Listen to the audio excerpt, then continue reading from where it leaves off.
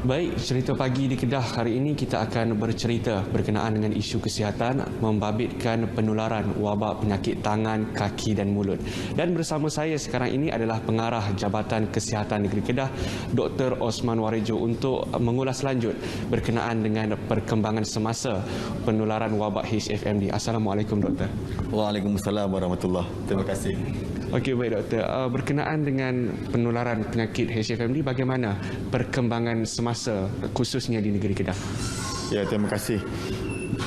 Penyakit tangan, kaki dan mulut ini memang berlaku secara kita panggil sebagai cyclical. Ada masa dia tinggi dan masa dia kurang.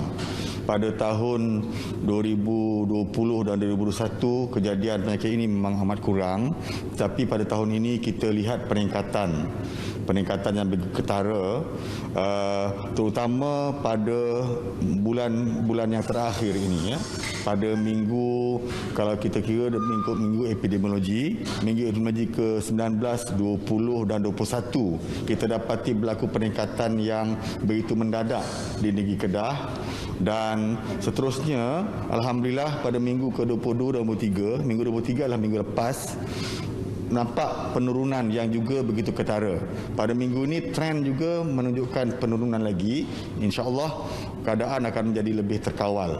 Dan yang kita katakan peningkatan ketara itu, selain daripada peningkatan kes, ialah bilangan kes, jumlah kes kita di negeri Kedah ini sehingga minggu lepas adalah sebanyak 4,894 kes.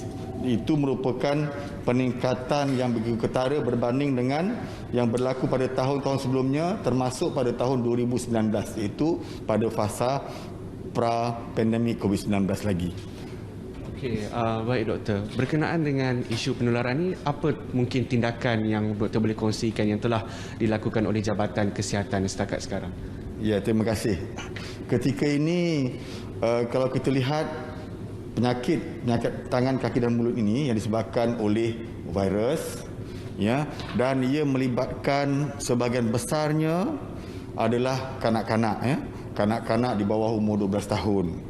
Dan kalau kita lihat wabak ataupun kluster yang berlaku juga melibatkan pusat-pusat pendidikan awal seperti taska, tadika, tabika dan juga prasekolah.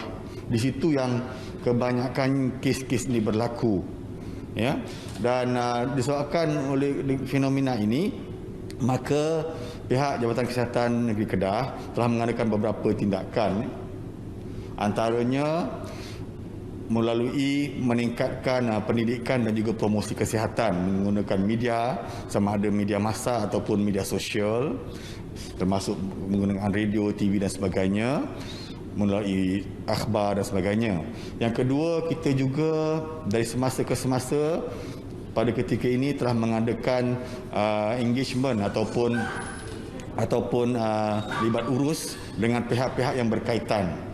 Pertamanya dengan pihak penganjur tadika dan taska ini seperti Jabatan Kemajuan Masyarakat KEMAS dan juga Jabatan Perpaduan, ya, dan Integrasi Nasional, ya. Itu di antara jabatan yang penting yang banyak mempunyai tadika dan juga taska. Kita telah ada engagement dan perbincangan dengan mereka. Dan yang ketiganya, kita juga ada libat urus atau engagement dengan pengusaha-pengusaha taska dan tadika swasta, ya. Ini semua kita lakukan di peringkat daerah melalui pejabat-pejabat kesihatan daerah kita, ya. Dan yang ketiga, kita juga meningkatkan pengawasan, pemeriksaan di taska-taska dan tadika-tadika serta prasekolah di seluruh negeri Kedah, dan juga ia dilaksanakan oleh unit kawalan penyakit di pejabat-pejabat kesihatan daerah kita, ya, di seluruh negeri Kedah. Okey, baik Doktor. Soalan terakhir, mungkin sedikit nasihat buat ibu bapa yang ingin mencegah daripada anak mereka ini menerima penyakit tangan, kaki dan mulut, dan juga apakah prosedur sekiranya anak mereka ini dijangkiti penyakit HFMD ini?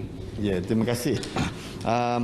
Sebagaimana yang nasihat-nasihat yang selalu kita sampaikan melalui media, kita menasihati ibu bapa yang pertamanya untuk menjaga kebersihan memastikan kebersihan anak-anak dan juga persekitaran rumah kita. Yang kedua, jika anak-anak kita bergejala, apa gejala pun, demam ke, sesama ke, ya, elakkan daripada menghantar ke pusat-pusat jagaan ataupun ke sekolah. Ya, dapatkan cuti dan elakkan daripada hantar. Yang ketiga, elakkan daripada membawa anak-anak kita dari bayi sampai ke kanak-kanak ke tempat-tempat tumpuan ramai, ya, yang susah nak dikawal, seperti pasar malam, pasar raya, juga kolam renang awam dan sebagainya, ya. Tempat-tempat ini sesak dan susah nak dikawal. Kita tak tahu siapa yang ada jangkitan. Jadi elakkanlah daripada tempat-tempat ini. Dan yang keempat, apabila anak-anak kita ada gejala, sama ada demam ke, sesama ke, sakit tekak ke, apalagi kalau ada ruam-ruam ataupun lepuh-lepuh, ya, cepat-cepat bawa ke klinik kesihatan ataupun klinik swasta yang terdekat untuk mendapatkan pemeriksaan dan rawatan selanjutnya. Itu nasihat kita kepada orang ramai. Baik, terima kasih doktor. Okey, setakat itu sahaja perkembangan cerita pagi di Kedah berkenaan dengan tindakan yang dilakukan oleh Jabatan Kesihatan Negeri dalam mendepani isu penularan penyakit tangan, kaki dan mulut HFMD. Kita kembali ke Angkasa Puri.